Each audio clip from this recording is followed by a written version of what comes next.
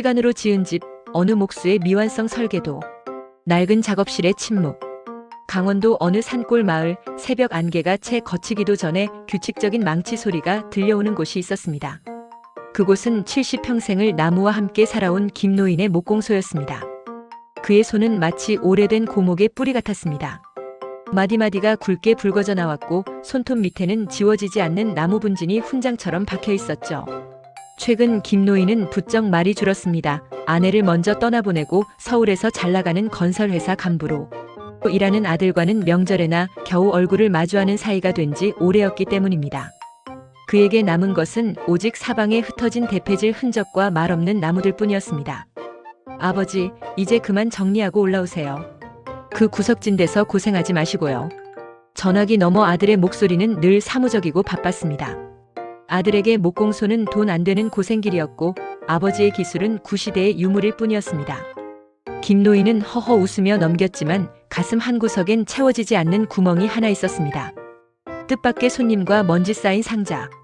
여름방학이 시작될 무렵 생각지도 못한 손님이 찾아왔습니다. 중학생이 된 손자 민준이었습니다. 시골 공기가 교육에 좋다는 며느리의 등 떠밀림이었는지 아니면 정말 할아버지가 보고 싶었는지 알 길은 없었지만 김노인은 내심 기뻤습니다.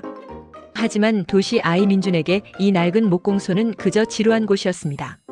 스마트폰만 들여다보던 민준은 어느 날 작업실 구석에 먼지 쌓인 괴짝 하나를 발견했습니다. 할아버지, 이건 뭐예요? 엄청 오래돼 보여요. 김노인의 눈빛이 잠시 흔들렸습니다. 그것은 그가 수십 년 전 아들이 태어났을 때 그리기 시작했던 가족의 집 설계도였습니다. 하지만 가난했던 시절 당장 먹고 살기 위해 남의 집만 짓느라 정작 자신의 가족을 위한 집은 한 번도 지어보지 못했던 그의 아픈 손가락 같은 미완성 설계도였죠. 나무는 거짓말을 하지 않는다. 민주는 호기심 어린 눈으로 누렇게 변색된 도면을 살펴봤습니다. 요즘 아파트 평면도와는 전혀 다른 손으로 일일이 그려넣은 정교한 결들이 살아있는 그림이었습니다.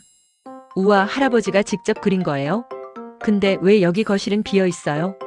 그건 말이다. 거긴 나중에 내 아들이 커서 직접 채워 넣으라고 비워둔 거란다. 그런데 그 녀석은 나무보다 콘크리트를 더 좋아하게 됐지. 김노인은 씁쓸한 미소를 지으며 민준에게 대패를 쥐어주었습니다. 민준아, 나무를 한번 밀어보련다. 나무는 말이다. 내가 정성을 들인 만큼만 제 속살을 보여준단다. 거짓말을 안 하지. 처음엔 귀찮아하던 민준도 차츰 나무의 결에 매료되었습니다. 거친 가시가 돋아있던 나무가 할아버지의 손길을 거쳐 아기 살결처럼 부드러워지는 과정은 마치 마술 같았습니다. 두 사람은 여름 내내 그 미완성 설계도 속의 집을 작은 모형으로 만들기 시작했습니다. 옹이는 흉터가 아니라 문이다. 작업을 하던 중 민준이 투덜거렸습니다. 할아버지, 이 나무는 중간에 시커먼 옹이가 있어서 안 예뻐요.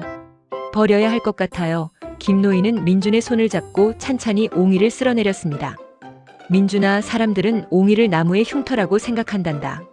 하지만 사실 옹이는 나무가 가장 힘든 바람을 맞았을 때 혹은 가지가 꺾였을 때 그 자리를 치유하며 만들어낸 가장 단단한 부분이야. 이 옹이가 있어야 나무가 비바람에 꺾이지 않고 버티는 거란다. 사람도 똑같아. 내 아빠도 나도 인생의 옹이 덕분에 지금껏 버틴 거야.